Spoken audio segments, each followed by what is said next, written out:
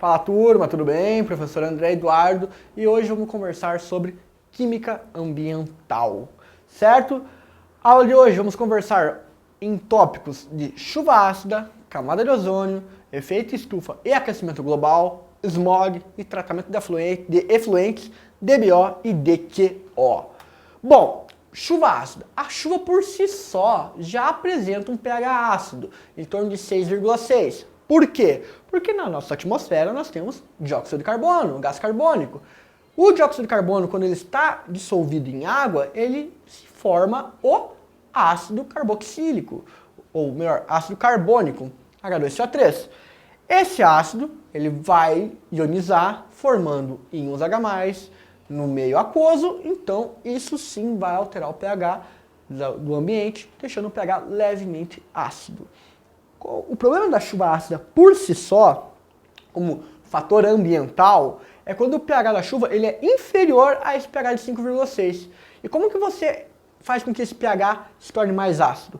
Basicamente, turma, por causa da emissão de gases como o óxido nítrico, dióxido de enxofre e trióxido de enxofre. Esses gases, quando eles entram em contato com oxigênio, quando eles entram em contato com a água, eles vão formar ácidos mais fortes. No caso aqui do óxido nítrico, ele reagindo com oxigênio vai formar dióxido de nitrogênio. O dióxido de nitrogênio com água vai formar, turma, ácido nítrico e ácido nitroso. Obviamente, no caso do ácido nítrico, é um ácido forte ainda.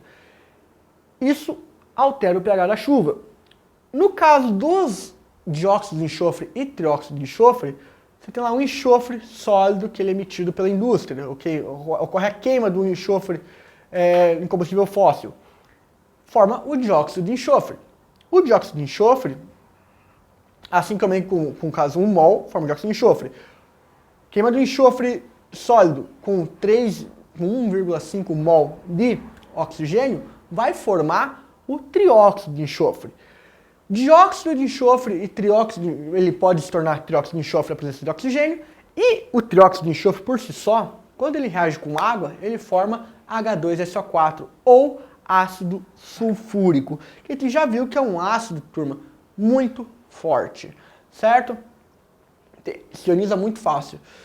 Logo então, a presença de H2SO4 e de ácido nítrico no ambiente faz com que o pH se altere, alterando não só o pH da chuva, mas consequentemente a chuva vai para rios, lagos, que vai alterar o pH desses sistemas, e alterando o pH, vai alterar toda a fauna e flora local, afetando os animais que habitam aquele ambiente. Você vai afetar ali a presença ali, reservas florestais, grandes matas e tudo mais, porque o pH vai acabar alterando ali a folhagem das árvores. Para vocês terem uma ideia o quão grave que é essa chuva ácida que a gente está falando, e quão grave é esse problema ambiental, ela tem a capacidade até de corroer estruturas urbanas, estruturas, estátuas, grandes paredes de concreto, monumentos, estatuetas, sofrem sim com chuva ácida. Então esse é um problema ambiental que ela é muito decorrente e muito presente nos nossos dias. Tudo isso por a origem desses óxidos, basicamente da queima de combustíveis fósseis, liberados pela indústria, principalmente. Então por isso que a alternativa de novos meios energéticos, novos meios de consumo se faz necessária, e alternativas à queima de combustíveis fósseis para combater esses problemas ambientais, sendo um deles, por enquanto, a chuva ácida. Quando fala da camada do ozônio, a camada do ozônio é uma camada de gás formada por ozônio, que é o O3. Ela é uma camada que ela funciona como um filtro, turma, porque ela filtra toda a radiação solar, principalmente a radiação ultravioleta. O problema da camada de ozônio, da destruição da camada de ozônio, ela é muito associada com a emissão de CFCs, que são gases que eles chegam intactos à eletrosfera, e os os CFCs, os clorofluorcarbonos, o que acontece? Quando ele chega intacto lá na estratosfera, ele atua ali, a radiação solar faz com que ocorra uma ionização, fazendo com que ocorra a liberação ali, ó, de um cloro radicalar. Esse cloro radicalar, ele ataca o ozônio da camada de ozônio, que é uma molécula por si só que apresenta um grau de instabilidade, certo? Quando comparado com o oxigênio, por exemplo, O2. O cloro radicalar ataca o ozônio, rompendo essa molécula, de tal maneira ali, ó, que ele gera oxigênio na versão de gasosa, O2. A emissão desenfreada desses gases acaba, ao decorrer do tempo, rompendo e destruindo o ozônio presente na camada. Consequentemente, esse filtro, que é tão importante para filtrar essa radiação solar, ele vem se degradando e vem diminuindo ao decorrer dos anos. Por isso, então, é sempre importante dar uma olhada no rótulo de aerosóis, principalmente que contém esse tipo de gás, se ele contém ou não CFC. Porque, passo a passo, atitudes pontuais de cada ser humano, meio passo a passo de formiguinha mesmo, a gente tem que tomar atitudes para começar a ter uma visão ambiental um pouco mais geral como sociedade. Porque, como eu disse, a camada de ozônio ela é fundamental para a vida, porque a radiação solar ela necessita de um filtro para que a vida na Terra ela se comporte da maneira como nós a conhecemos. Perfeito? Visto isso, então, o principal problema da camada de ozônio, CFCs. Então, sempre associe isso. Degradação da camada de ozônio graças à emissão de gases clorofluorcarbonos. O efeito estufa, por si só, a gente não pode confundir efeito estufa com aquecimento global. Porque o efeito estufa, por si só, ele é benéfico ao planeta.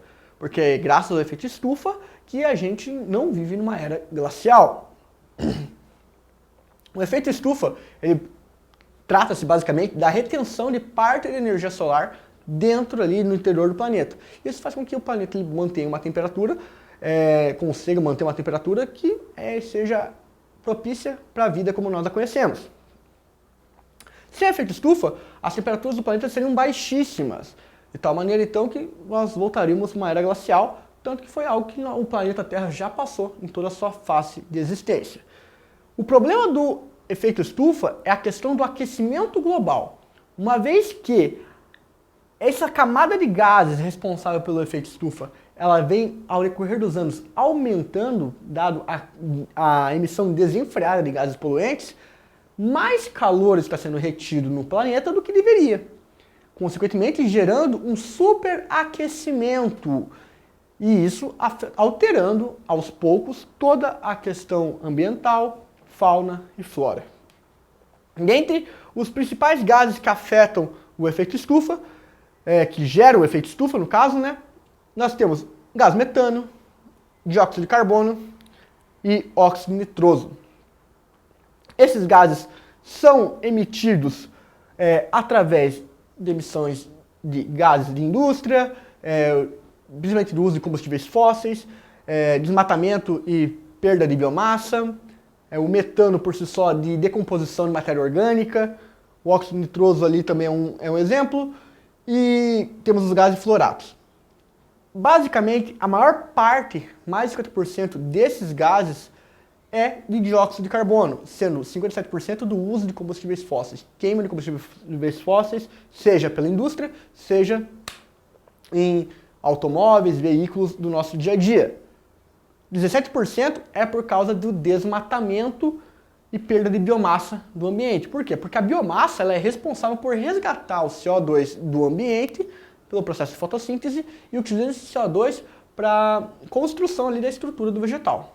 Perfeito? Metano, como eu disse, resultado principalmente ali da decomposição de matéria orgânica. Óxido nitroso e gases fluoratos, emissão da indústria. Perfeito?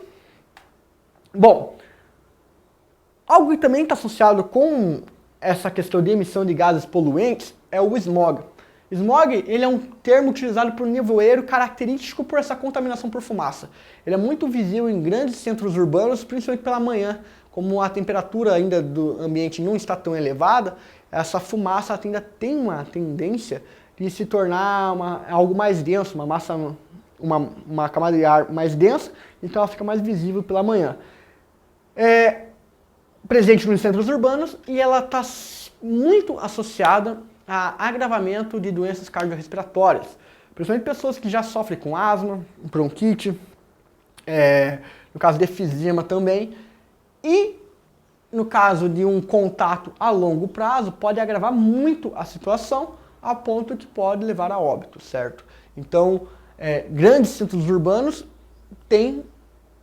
ocorre esse fenômeno, e no caso de pessoas que têm problemas já cardiopulmonares, é algo a se ficar atento.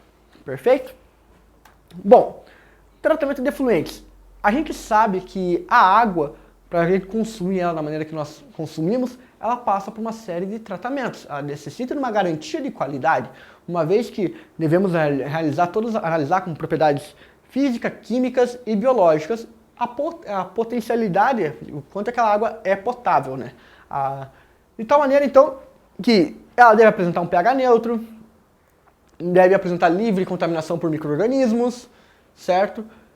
E não conter nenhum componente, seja orgânico ou químico ali, que faça algum mal para a nossa saúde. Então, quando vai tratar a água, em questão de qualidade da água, a gente requer uma série de etapas para o tratamento dessas águas, que ela é feito por locais, estações de tratamento especializados. Toda a água que ela vem do rio ou do lago, ela vai para a estação de tratamento de água e as principais etapas são: primeiramente ocorre uma pré-cloração, uma adição de cloro na água para uma primeira matar os primeiros micro-organismos que estão naquele ambiente, certo? Após a pré-cloração, nós temos uma pré-alcalinização, onde é adicionado cal ou soda nessa água para restabilizar o pH, ajustar o pH e colocar um pH mais alcalino. Após isso, essa água ela recebe um coagulante, certo? Esse coagulante ele normalmente é sulfato de alumínio. Esse coagulante ele vai ser responsável e passa por uma agitação, e ele vai começar a coagular a sujeira da água de tal maneira que, na próxima etapa, que é a floculação, ela vai passar essa mistura de tal maneira que essa mistura, essa sujeira coagulada, vai se agregar uma a outra, formando esses flóculos de sujeira. Após a floculação, ocorre a decantação, ou seja, esses flocos mais pesados, ao decorrer do tempo, eles tendem a decantar ao fundo do tanque, certo? Então o processo onde a água é tratada, ela fica parada no momento, e os flocos mais pesados de sujeira decantam no tanque. Filtração é a etapa seguinte, na qual toda aquela água que já passou pela decantação, ela passa por uma série de filtros de carvão, carvão vegetal, areia, pedra, para filtrar o restante da sujeira que passou pela flocação, mas não era pela floculação, mas os flocos não eram tão pesados para decantar.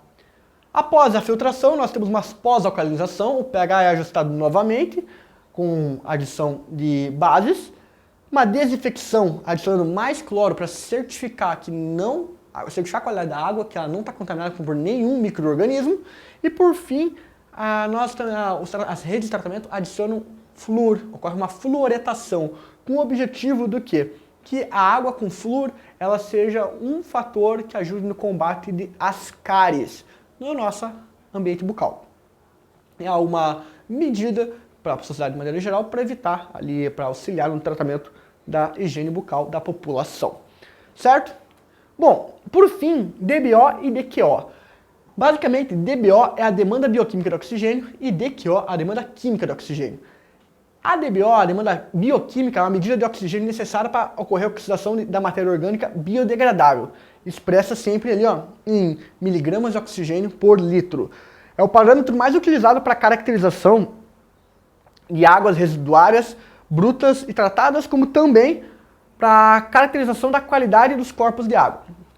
A demanda química de oxigênio é uma demanda de quantidade de oxigênio necessária para oxidar quimicamente a matéria orgânica da água e serve para apontar a presença de esgoto sanitário ou industrial. O resultado refere-se sempre a substâncias oxidáveis pelo dicromato de potássio em meio ácido por 2 horas. Muito importante saber que a oxidação determinada pela DQO difere tanto quantitativamente como qualitativamente da oxidação determinada pela DBO, certo? Com isso, a gente encerra essa parte de química ambiental. Eu ainda vou trabalhar com vocês sobre medidas energéticas alternativas na próxima aula. Aguardo vocês, até!